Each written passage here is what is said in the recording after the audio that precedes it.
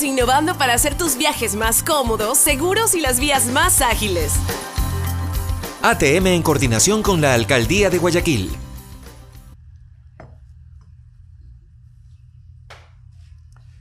Bienvenidos todos, muy buenos días. Yo soy Anderson Boscán, esto es el Café La Posta, un espacio para revisar la coyuntura política y la actualidad nacional. Hoy es martes 25 de junio del año del Señor 2019. Un agradecimiento especial a las marcas que nos acompañan a hacer periodismo. Hyundai, que está con nosotros desde el principio, Il Barista en la República y Amazonas, donde nos sirven el café de la mañana.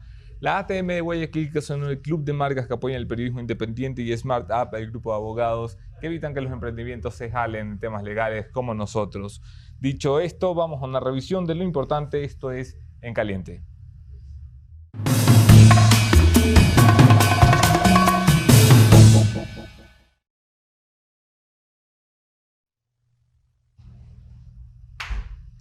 En Caliente, la atención vuelve a concentrarse, a centrarse en el Parlamento, en la Asamblea Nacional, luego que hubiera una jornada agitada, por así decirlo, en las últimas semanas, que culminara ayer con dos actos de tremenda relevancia. Por un lado, el Consejo de Administración Legislativa, que es este mini congresillo dentro del Congreso que dirige las riendas de la Asamblea Nacional, ha aceptado por unanimidad el llamamiento a juicio de la ministra de Salud, María Verónica Espinosa, nuestra querida ministra de la Muerte, buena amiga de esta casa.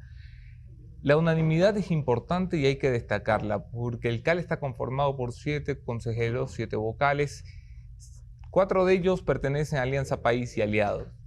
Esos 4 votos se han puesto a favor del juicio político, que es un gesto relevante, un gesto que terminará de traducirse cuando esto llegue a la Comisión de Fiscalización, donde País controla 5 o 6 de los votos de la comisión, que deberá determinar si hay un informe de llamamiento a juicio político para que el Pleno finalmente trate de alcanzar la mayoría calificada de 91 votos para destituir y censurar a la ministra de Salud, María Verónica Espinosa, quien, por cierto, Carondelet confirma, saldrá el miércoles de la próxima semana para evitar el bochorno y el escándalo. No entiendo ese papel. Alguien me muestra un papel aquí, creo que yo entiendo los jeroglíficos del Chema, que ya, allá. Terminando con la Asamblea, además del llamamiento a juicio con la ministra de Salud, se ha dado un pronunciamiento por parte de Fabricio Villamar, asambleísta de Creo, para llamar a juicio a José Tuárez, el cura Tuárez, que se convierte en un hombre histórico, un hombre con un récord nacional de ser el funcionario con menor cantidad de días en ser llamado a juicio político. El cura Tuárez tiene, 8 días en el puesto y ya es sujeto de un proceso de interpelación, según ha convocado el asambleísta Villamar. Se recupera la Asamblea. Esto es una vía legítima para que la Asamblea deje atrás los periodos de escándalo y bochorno y diezmo y show que tuvimos en los 2 primeros años de esta legislatura. El primer mes caótico de César Litardo al frente de la presidencia de la Asamblea Nacional, con una Asamblea incapaz de ponerse de acuerdo en ponerse de acuerdo en el reparto de las comisiones, con una forma vulgar de aplastar la ley orgánica de la función legislativa. Todo esto lo conversaremos esta mañana. Mi invitado es Henry Cucalón, asambleísta por el Partido Social Cristiano Madera de Guerrero, un buen amigo de la casa y uno de los asambleístas que trabajan para que vean que sí hay. Quédense en la entrevista, doy un agradecimiento. Me pides que repita los sponsors, eso es. Un agradecimiento a Hyundai, la ATM de Guayaquil, Il Barista y Smart App. Aquí nos vemos.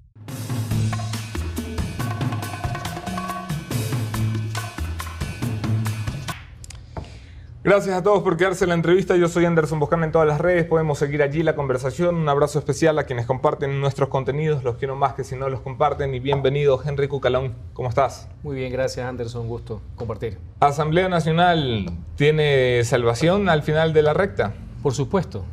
Debe tener salvación. Para eso nos han elegido. Y nosotros estamos comprometidos en esa línea. Comparto la inquietud. Ha sido un primer mes de inercia.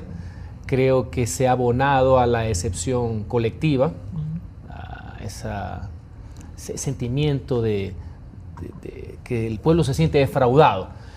Pero, sin embargo, tenemos un reto. El reto es, pese a las diferencias, pese a las divergencias, encontrar las coincidencias necesarias y, como lo he repetido siempre, para eso no basta firmar en un papel. para todo lo que sea profundización de la reinstitucionalización del país, reactivación económica de la mano con el tema de generación de empleo, seguridad social, seguridad ciudadana y fiscalización, nosotros estamos ahí y por nuestros votos hablaremos. Esta es tu excusa para justificar la no participación del Partido Social Cristiano en un pacto legislativo. Un pacto que la asambleísta Cristina Reyes, vocal del CAL, considera un pacto extraparlamentario. ¿Esta es una postura del bloque? Absolutamente, y lo dijimos siempre, nosotros no estábamos de acuerdo con que el señor César Lizardo fuera presidente. No con los demás temas, y lo hemos venido demostrando con el tiempo, más allá que podemos haber cometido errores. Si el acuerdo pasaba por la designación del señor Lizardo, nosotros no lo íbamos a firmar. Tanto es así que no somos sectarios, que votamos por el vicepresidente de Creo, Solórzano del BIN, y Donoso de Creo, para demostrar que el problema no era un tema conceptual, era un tema, conocíamos que la asamblea necesitaba otras características, liderazgo, conducción, capacidad probada, no solamente ser buena gente. ¿No tiene esto el señor Lizardo?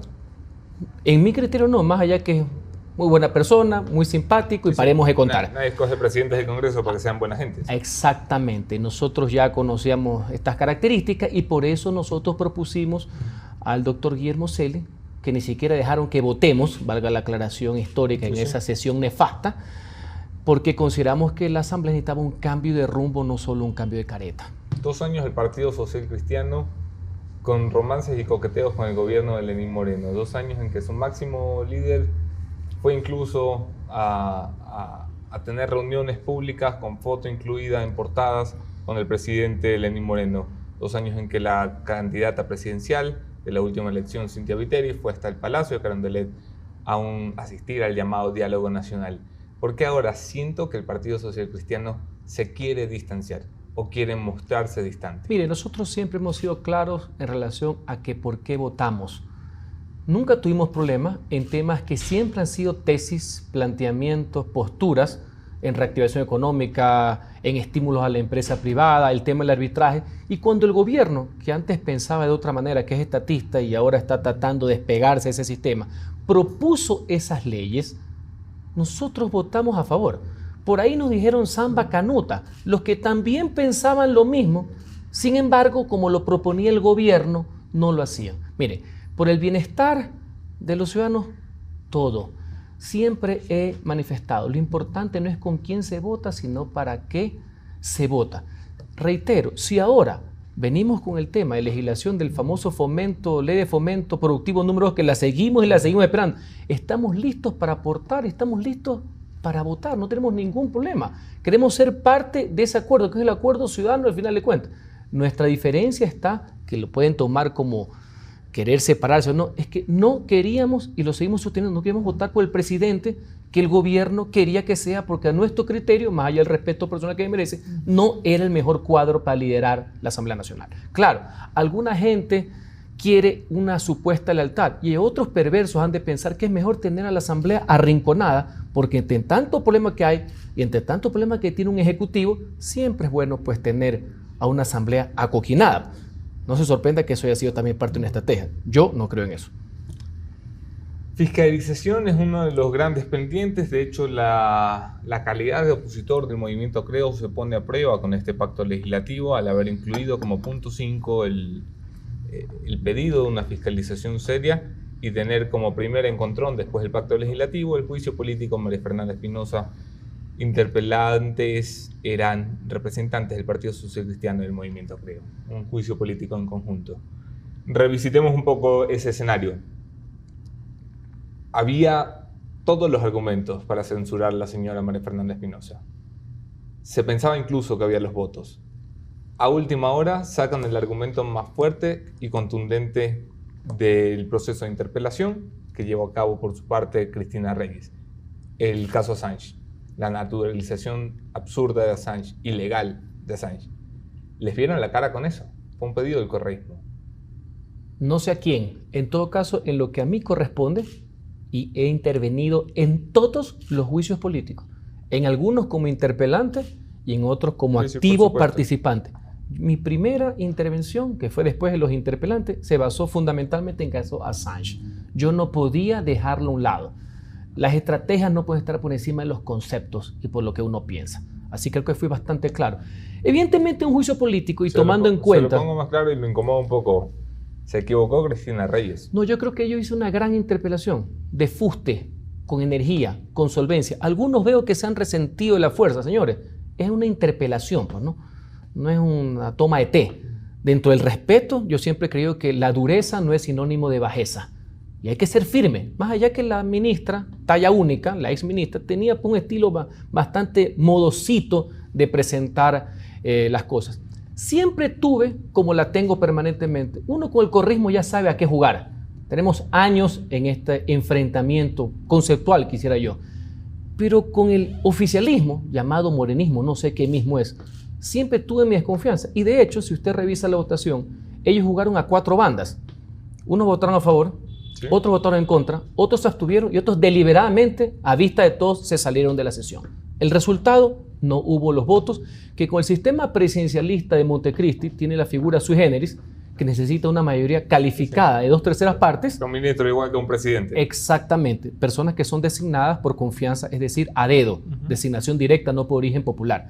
Y en esto se van a dar cuenta muchos de estos días, ahora que ven lo de los juicios políticos, de que en cambio para ser superintendente, para destituir un superintendente, fiscal, procurador y a los miembros del Consejo de Participación Ciudadana se necesita mucho menos, mayoría absoluta, 70 votos. Esas son de las tantas incongruencias que tiene Montecristi. En todo caso, creo que a la ciudadanía le quedó claro cuál fue el papel que se tuvo para poder enjuiciar políticamente la nefasta negligencia, actuación de la exministra Espinosa, que como yo lo dije en mi intervención, solo el hecho de la presentación del canciller actual, Valencia, era para que los votos sobren. Cuando el canciller del actual gobierno, un hombre a quien respeto, dio todo en la serie de violaciones legales, más allá que una valoración política, lo lógico es que por lo menos el bloque de gobierno sea en algo consecuente con el mismo y haya votado. Pero bueno, esas son las realidades políticas. Juicio político a María Verónica Espinosa, la Espinosa versión 2.0. ¿Cómo se para el Partido Social Cristiano? Lo dije también en una intervención porque tengo la suerte de poder hablar a través de mis discursos, sí, donde yo me manifiesto de que coincido plenamente, apoyo y firmé la petición de juicio político presentada por May Montaño. Yo creo que debe haber salido hace rato, ya sea por presentación o porque ya era injustificable su permanencia, pero ya que han querido jugar con fuego, pues la Asamblea debe tener un reto y el reto es censurarla políticamente. ¿Va a haber votos para eso? Una vez más, llegamos al tema de los 91 y el meollo del asunto está en esa... ¿Cómo vota el morenismo? ¿Cómo vota eso que se denomina oficialismo? Ahí está el clic del asunto. ¿Eso es un bloque? Habría que entrar en no legalmente hablando, conceptualmente hablando, viendo sus votaciones. Yo respondo por el mío, pero habría que entrar en el mundo de las ciencias políticas y del ser para entender qué es lo que pasa ahí. Ellos tendrán que responder ante sus mandantes. El día a día de la Asamblea es bastante complicado porque no se sabe cómo mismo es la contraparte y lo vemos en este tipo de acuerdos que, insisto, más allá de designar autoridades, que es parte del Parlamento. Si uno llega a un acuerdo no le veo ningún problema, nosotros hemos sido claros, votamos por todo, votamos por muchísimas personas que creo en comisiones, votamos inclusive por algunos del oficialismo en las comisiones, sí, y por otros no. Esa creo que debe ser la política, pero eso no es, mi querido amigo, eso no es cheque en blanco, y ese creo que ha sido la tónica estos 2 años, y por eso es que se han visto ciertos enredos. Ellos han confundido la cordialidad cívica con el coge-coge. Y yo me he aclarado siempre de que así no es la película, ¿no? Juicio político al cura Tuárez. Es acelerado esto. El tipo tiene 8 días. No ha podido poner el trasero bien en la silla de presidente del Consejo de Participación y ya le quieren dar una patada. Mire, es claro que el sujeto de mención es una caricatura. Y es la caricatura de la caricatura llamada Consejo de Participación Ciudadana. Un engendro, una deformación democrática que no tiene razón de ser y que estatizó la participación. El primer día, cuando se posicionaba en la Asamblea, yo hice una declaración pública en el sentido de que sus atribuciones, competencias y facultades están establecidas y limitadas, como debe ser el poder, en la Constitución. En el momento que se salgan de esas competencias, y que se les ocurran ciertas cosas, como a veces suelen decir, serían causales para llamarlos a juicio político. Eso es en lo conceptual, sigo pensando lo mismo. En el interín de estos días hemos visto pues lo impresentable que ha sido el asunto. Siempre se pensó que podía ser peor, pero bueno, la realidad contrasta. No imaginábamos esto. Es el escenario ideal para los que quieren deslegitimar al Consejo, ya sea vía eliminación, vía reforma, vía limitación. Pues ya es una burla colectiva, ya es un meme personificado, pues en sí mismo, ya es un objeto de burla, que es lo peor que le puede pasar a alguien que ejerce potestades públicas. Sí. Y hemos visto supuestamente ciertas irregularidades. Como usted comprenderá, si esto avanza, nosotros no nos podemos quedar afuera. Nosotros no podemos ser cómplices de algo que ni siquiera pudo llegar a ser. Preferiría, no lo descarto, insisto, no vamos a estar por fuera del asunto, de que el tema sea mucho más de fondo, ¿me explico? Y que inclusive ver cuál va a ser las actuaciones de los otros consejeros de participación. Hombre, ahí tampoco es que hay mucho de dónde agarrar y mucho que escoger. El presidente a la final representa el nuevo consejo y eso es el nuevo consejo. Yo no he escuchado a ninguno de los consejeros que lo acompaña decir este loco que está de presidente no representa mi voz como consejero de esta institución. Así es. Creo que es la calidad de consejeros que tenemos ahora en el Consejo de Participación. Esto nos lleva a la pregunta, ¿qué hacemos con el Consejo? Porque no se trata de echar al meme personificado del señor Tuárez de vuelta a la casa o a los dominicos a ver si no se descarta en absoluto una acción política. Nosotros hemos estado en todos los procesos políticos en la Asamblea Nacional y nosotros no vamos a rehuir esa responsabilidad. ¿Pero qué hacemos ahora con el Consejo de Participación? Bueno, ahorita esto entra en el fragor de un tema que ha sido de fondo, ¿no? Que tiene muchos años, no solamente al final, a raíz de la consulta popular que dio origen al Consejo Transitorio, de lo que siempre pensamos, más allá de la ideología, porque en esto yo lo he venido leyendo a Enrique Ayala desde el año 2008, por poner un ejemplo, que entró en vigencia la Constitución de Montecristi, de que este era un adefesio que no tenía naturaleza y que sirvió para consolidar un poder autoritario. Pues bien, siempre hemos pensado que no debería existir. ¿Dónde está el meollo del asunto? Que deberá ser exactamente la Corte Constitucional, la Corte, la mejor, discutida algunas cosas, pero la mejor. Y no vaya a ser que nos gusten unos fallos y no nos gusten otros. Esa parte no es parte del juego del Estado de Derecho, ¿no? Que yo escojo las sentencias que me gustan. No va a ser que la Corte es buena cuando sirvió para blindar, para mí, en pleno derecho, la actuación del transitorio, pero no me gusta en la sentencia contra la minería o no me gusta en la sentencia con un tratado. Pues bien, será la Corte Constitucional quien determine esta duda razonable jurídica de los que piensan que su eliminación como tal, que no está en discusión políticamente, pero que jurídicamente podría afectar el carácter constitutivo del Estado, que es una tesis, para lo cual solo podría ser con una constituyente, que es lo que mucha gente quiere, incluido el cura. Ahora, la estructura del exactamente, Estado. O los que piensan que solamente es una limitación de funciones y que se puede hacer vía reforma, tanto vía consulta o vía una enmienda que lleva el Congreso en un año de debates, que inclusive estamos por terminar la primera sesión de lo que sería el inicio de ese debate a culminar un año después. Ojalá que en estos días se cierre ya el debate de la propuesta que hizo Héctor Muñoz, que va en la vía de la limitación. Al final de cuentas, todas las corrientes son válidas. Hay que ser consecuente con lo que hemos dicho. ¿Quién va a dictaminar si es constituyente, si es reforma vía consulta o vía enmienda, como está haciendo el Parlamento ecuatoriano? No somos nosotros. Según la Constitución y la ley, es la Corte Constitucional. Lo importante es que en cualquiera hay una confluencia de que las cosas no pueden quedar como están. La calidad nominadora, volviendo al Congreso, a la Asamblea Nacional. Eso tiene sentido en los libros y en la literatura de ciencia política, pero vamos a nuestra realidad. Tenemos una asamblea de la que han sido destituidas 3 legisladoras por actos de dudosa riña con la ley y la ética. Tenemos un presidente de la Asamblea destituido en su calidad de presidente de la Asamblea. Tenemos una presidenta de la Asamblea caída antes de tiempo de forma moral y ante las demás curules.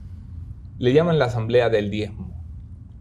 ¿Tú crees que los ecuatorianos van a estar de acuerdo en que sea el Congreso quien vuelva a escoger las autoridades de poder de este país? Es que es el Congreso, el Parlamento, que es designado por el pueblo, más allá de todas las circunstancias que tú has señalado con muchísima precisión histórica, el que debe tener en ejercicio de la democracia representativa la capacidad de elegir. Así como me pones esos ejemplos, yo también te puedo decir que ese mismo Congreso que está a 22 meses de terminar y la reforma es conceptual, la reforma es presente y futuro y esperamos que los que nos reemplacen sean mejores que nosotros de todas las tendencias políticas. Es que cuando el presidente Moreno nominó a los integrantes del Consejo Transitorio, hizo buenas nominaciones y el Parlamento hizo buenas designaciones. Origen popular de un presidente que es elegido por el pueblo, origen popular de los congresistas o asambleístas elegidos por el pueblo. Eso es lo que se denomina en ficción democracia, la democracia representativa. Si eso es lo correcto, ¿por qué ahí acertamos y en los otros no? ¿Qué es lo que yo considero para mejorar? Porque también hay que aprender de los errores.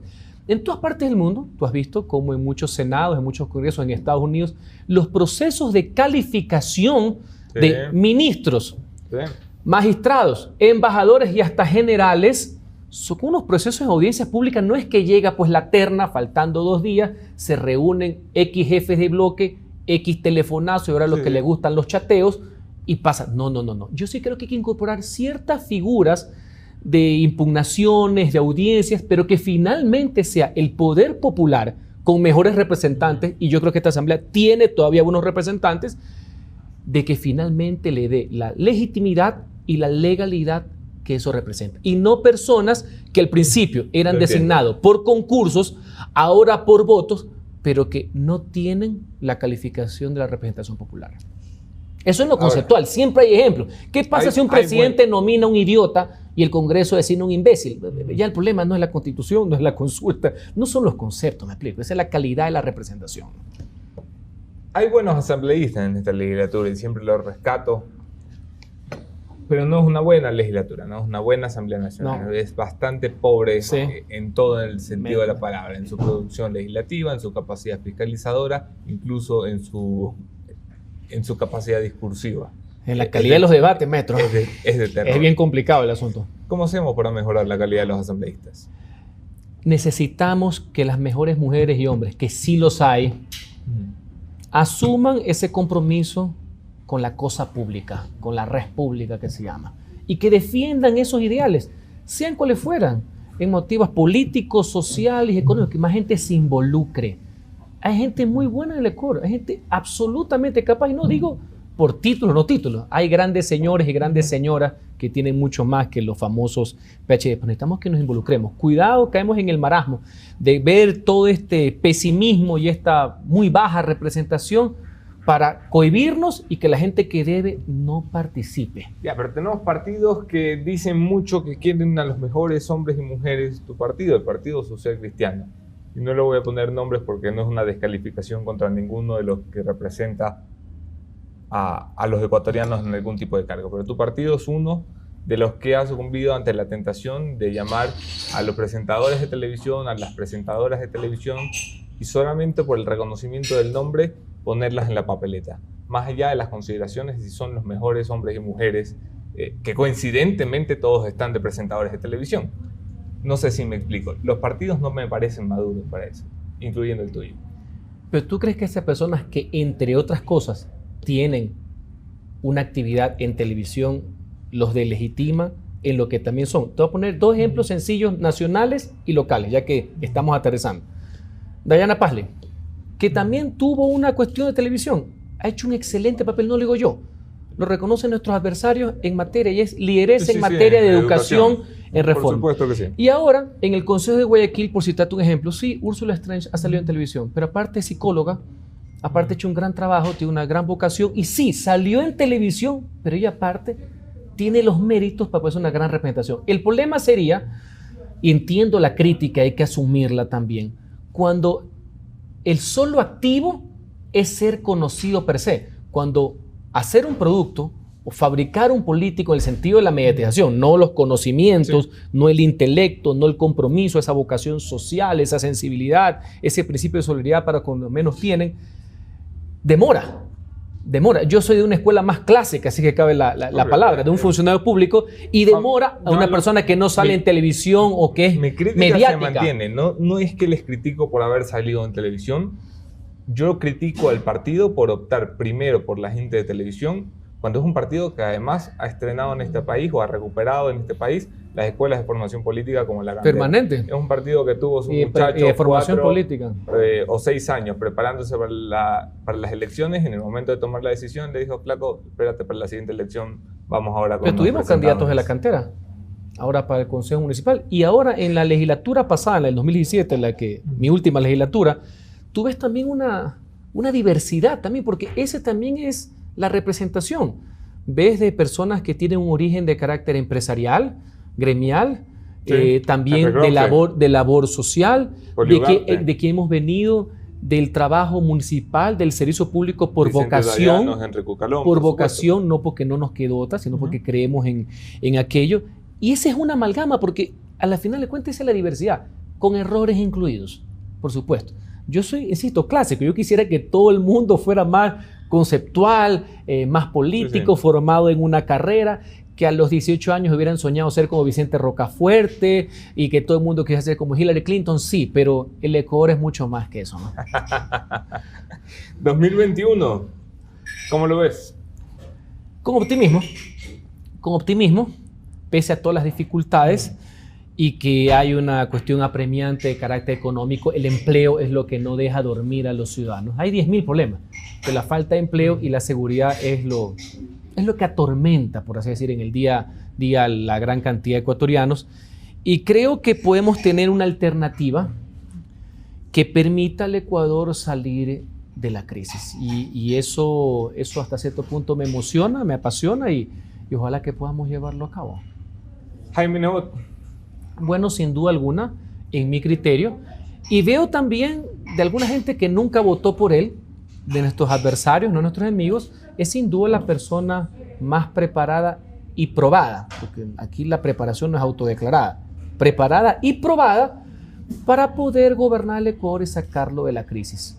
Espero que sea nuestro candidato y que pueda liderar, no un partido, esto no puede ser el partido, que pueda liderar una corriente ciudadana englobada en lo que nosotros denominamos la ideología de la prosperidad. Sin sectarismo. Hacia un frente amplio. Exactamente, creo que esa es la vida, que supere al partidismo, que supere cualquier cuestión sectaria. Creo que hemos hecho algunos avances, también hemos cometido algunos errores en los últimos años por creer en eso, pero creo que vamos a estar lo suficientemente maduros para el 2021 para poder hacerlo bien.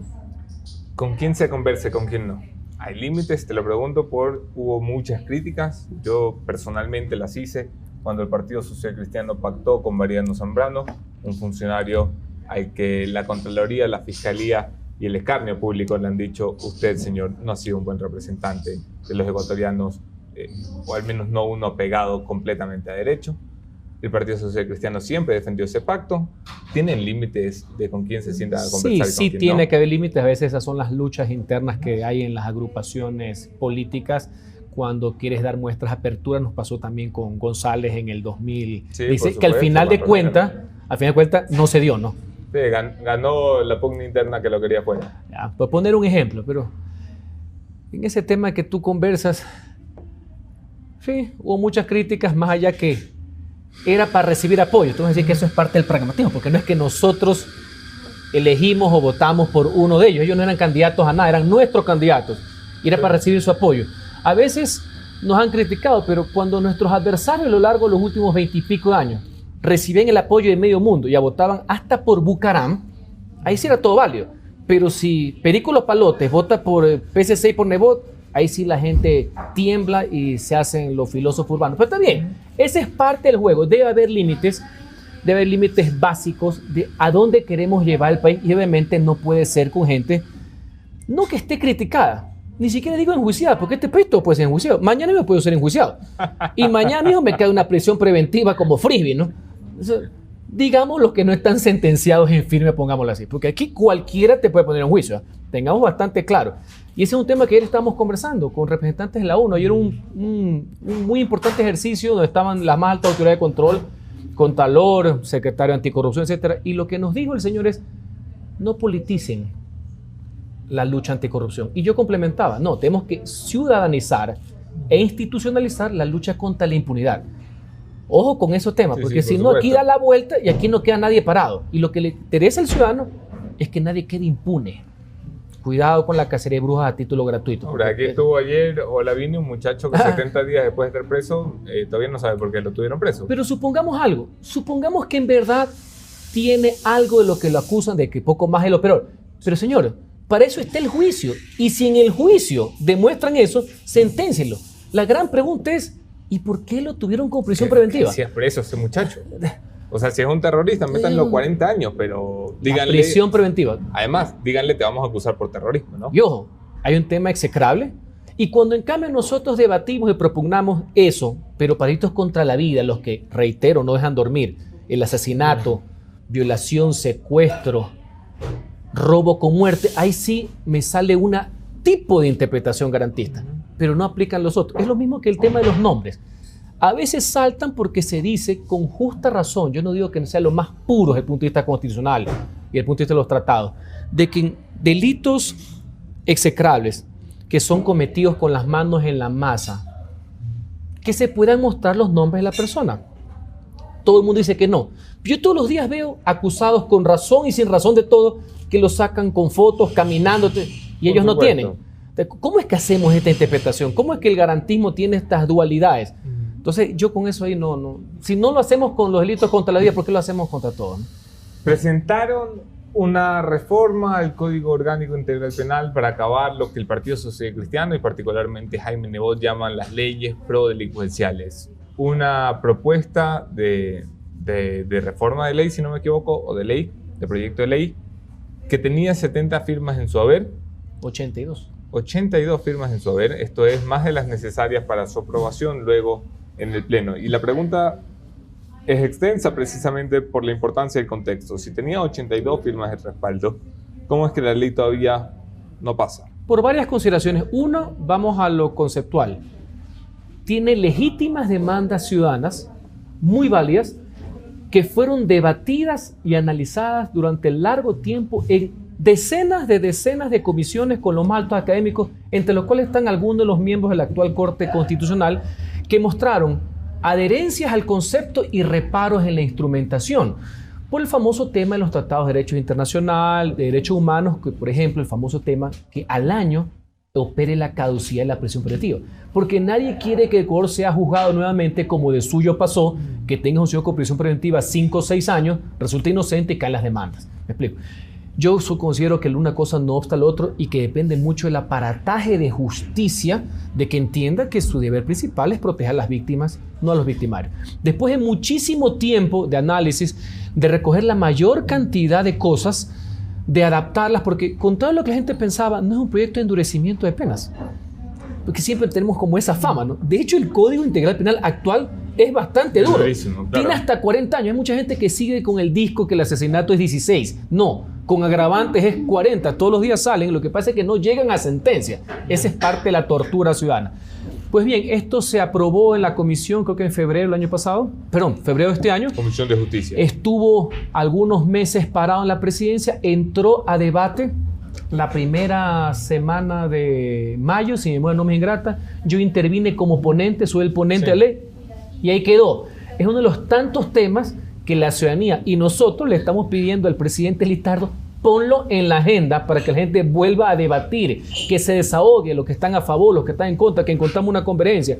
Y yo en mi ponencia aproveché para decir algo. Fundamentalmente se llama Ley de Seguridad Ciudadana, pero son reformas al Código Integral Penal y tienen que ver también contra delitos contra la integridad sexual, el tema de los profesores, etc. Señores, aprovechemos que estamos en un segundo debate del Código Integral Penal. Dejémonos ya de etiquetas y de nombres, está bien. Lo que nos interesa es que las cosas salgan, empatémoslo y aprovechemos la convergencia y aprobémoslo lo antes posible. Ojalá que siga el debate. Yo alcancé a hacer mi ponencia. Lastimosamente, los primeros días de mayo, una mayoría de legisladores estaban más preocupados en qué puesto iba a ocupar la oficina, porque a algunos les interesa las presidencias para tener oficina en el Parlamento ecuatoriano, mientras nosotros, errores incluidos, estamos preocupados. La presidencia, incluido el Partido Social Cristiano, que tenía la muletilla desde que empezó la legislatura. No nos interesa la presidencia. A todos pelearon duro por una, ¿no? Pero a mí lo que me interesa es que los temas de fondo legislativos avancen sin perjuicio de la organización del Parlamento. Ahí hicieron todo lo contrario. Desde enero pasaban soñando las reelecciones. Ya te imaginas toda la tortura que vivimos todos esos meses, ¿no? No, hay temas más importantes sin prejuicio, que también pues está quién va a ser presidente de la legislatura, que como que no pasa nada ahorita, y quién va a ser presidente de las comisiones, porque la intrascendencia pues grado sumo, ¿no? No pasa nada, a uno le preocupa mucho los edecanes, los carros, etcétera, la foto, los cócteles, los protocolos, y de condumio, nada. Bueno, es la calidad de la clase política que tenemos a la final. Y la calidad de país que tenemos, porque el Parlamento a la final no nos... Es la representación del país. Es la representación de todos nosotros. Eso es lo que es el Ecuador. Y el Congreso lo representa bastante bien. Hay posibilidades de que el Partido Social Cristiano y Creo se sienten a la mesa con miras a 2021. Te lo pregunto porque Guillermo Lasso en este programa semanas atrás abrió por primera vez en público la puerta de esa posibilidad desde su lado, diciendo que él cree que ha llegado el momento de conversar. Lo escuché también en esa entrevista y lo he manifestado muchas veces. Nosotros en el Parlamento hemos conversado muchísimas veces. Sí, en la Asamblea es una hemos cosa. coincidido. En el tema electoral, nosotros consideramos, y peor después de los resultados del 24 de marzo, que más allá que lo quieran leer desde donde lo quieran leer, sumado por votos, por provincias, por cantones, y más allá que perdimos en el oro, etcétera, somos la primera fuerza política del país. Creemos, y esto no es una muestra de prepotencia, sino de seguridad y convencimiento, que tenemos también derecho a enarbolar nuestros postulados con una candidatura que converja, que sume también. ¿Me explico? Pero nosotros no vamos a renunciar, liderados por Jaime Nebot, inclusive en el supuesto caso no consentido de que Nebot no fuera candidato, de que nuestra tendencia tenga una o un representante. Conversar electoralmente se puede hacer cualquier cosa, pero ya más o menos conozco cómo es el tema. Que no hay condiciones. Ya más o menos conozco por dónde van, ¿no? Por eso desde ahorita estamos poniendo los puntos sobre las sillas, porque mañana nos digan que el chimbador, que se resiente, porque hay algunas personas, no digo que sea Guillermo Lasso, una persona que quieren escoger con quién compiten, ¿no? Piensan que la política es cuadrar un PlayStation y tú escoges los jugadores. No. Esto es el mundo real. ¿Me explico? Aquí quieren escoger la situación, con quién te enfrentas, cuáles son los escenarios. No, así con eso nosotros no jugamos. Hemos probado que podemos hacerlo inclusive en la adversidad. Fuera de Lasso y de Nebot, ¿ves algún nombre con probabilidades para el 21? Mire, todo puede pasar. Y si no hay candidaturas fuertes, no te sorprenda que el fenómeno de Quito y Guayaquil se repita en la presidencial. De que cualquier aventurero o aventurera sepa que tiene 1.800.000 más o menos de fondos que el Estado y el pueblo ecuatoriano le paga, que nació como una idea conceptualmente correcta para evitar que un aspiazo te pague el 50% de tu campaña. Ese fue el origen, claro. Como todo lo que hacemos aquí también se va degenerando el concepto y ya sabemos en qué han terminado. Pero no te sorprende que haya muchos noveleros que quieran hacerse conocidos para sacar el 1% a costillas de los recursos del pueblo ecuatoriano y ver qué transan, qué arranchan con el siguiente gobierno. Ojalá que haya consolidación. ¿Cuándo van a arreglar ustedes la ley electoral de este país? Mire, el famoso Código de la Democracia que permite que paguemos el Código de la Democracia, el paseo de la fama de esta gente. Que hay reformas pendientes que se encuentran en la presidencia de la Asamblea, listas para retomar. El segundo debate está en un momento crucial. Vengo escuchando hace meses en todo tipo de foros algunas propuestas que han hecho algunos consejeros electorales, que no saben si presentarlos a título individual, no saben si presentarlos a título colectivo. Yo ya les vengo diciendo, que presenten lo que sea. Son temas que me interesan. A mí me gusta esa vena de las ciencias políticas, de la participación ciudadana. Pues bien, ¿cuál sería el debate? Si comenzamos a foja cero y alcanzamos a terminar en diciembre, o aprovechamos, lo presentamos como observaciones y los debatimos en largo, no tiene por qué ser una sesión, en varias sesiones de segundo debate en el Parlamento para ganar tiempo. Yo quiero debatir, yo quiero que lleguen, pero siguen en los foros para ver si es Diana, si es Pepe, si es Juan. A la gente lo que le interesa son normas claras, precisas, justas, sin dedicatorias, imparciales, que, sumado a la cultura política, podemos tener un mejor sistema. Y voy a poner un ejemplo. A veces la gente cree que porque pones una norma y un artículo, la sociedad cambia al día siguiente, cuando regularmente el derecho recoge el cambio de la sociedad. Aquí en el año 2009, que entró en vigencia el Código de la Democracia, que no es un mal código, no es un mal código, pusimos las elecciones primarias. Maravilloso. ¿Quién las cumple? ¿Quién las cumple y cómo las cumple? Y ya pusiste la modalidad, ¿no? Directas, representativas o abiertas. Muy como Estados Unidos, que tú sabes que te tienes que hasta inscribir para estar en la primaria. Y que hay algunos estados, como es federal, y ahora que están poniendo de moda que en algunos estados son distintas. No me traigas ese tema. Por poner un ejemplo, en algunos estados un republicano puede inscribirse en una primaria demócrata. Hay diversas modalidades que se denomina abierta. Pues bien, qué romántico, qué lindo el código. Imagino que la pasta, la base fue en una consultoría pagada. Si te acuerdas qué ha pasado en los últimos años con la democracia representativa y las elecciones internas, ¿no? Sí. Ya. Entonces, ojo, cultura política, madurez política de todos, porque nadie es dueño de la verdad, con normas precisas, concretas, claras y efectivo cumplimiento. Pero es claro que hay puntos inevitables, sobre todo después de que saltara a la luz arroz verde el financiamiento de los partidos. A ver si terminamos de alzar la alfombra, porque aquí no me van a decir que esto es Rafael Correa solamente. No, es un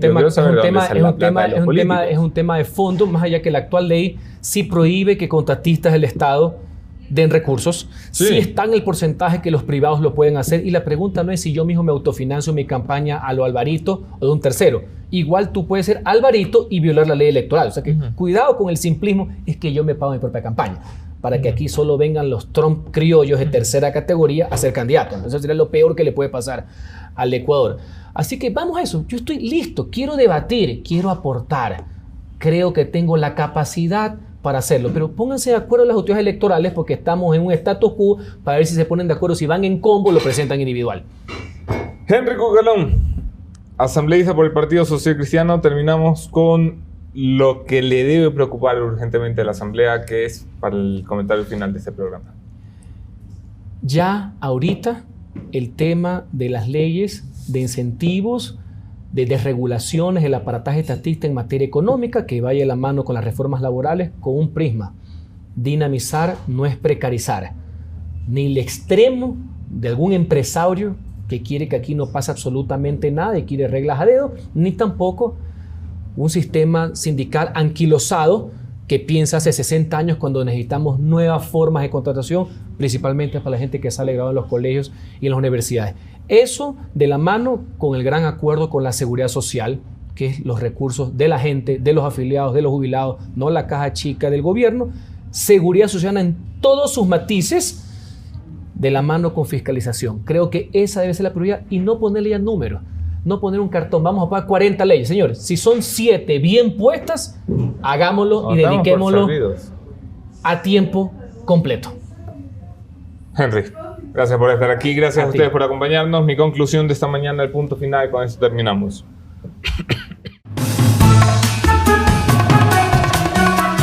No puede seguir siendo este un país a medio gas, un país donde todo se queda a la mitad, un país interruptos, de debates interruptos.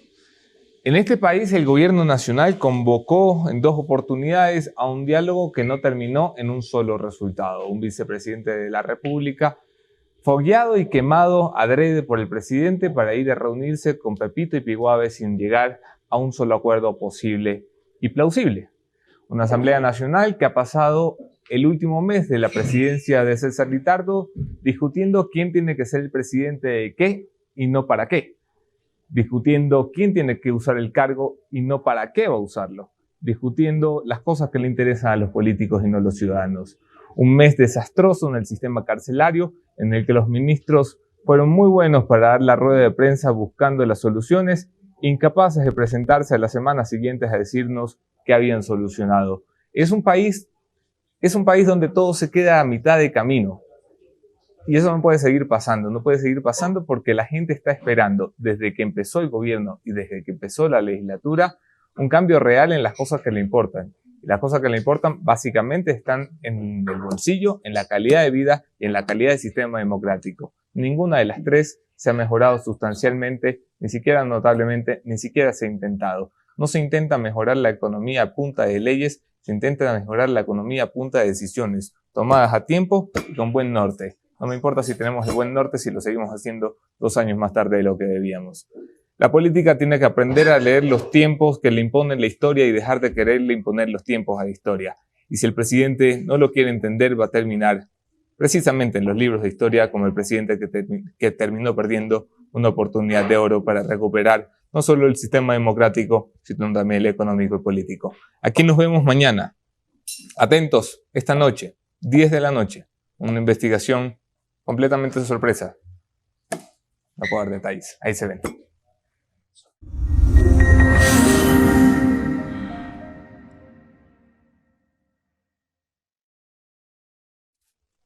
Ahí te lanzaste una buena premisa. Tú estás convencido que más semana la despachan en la ministra.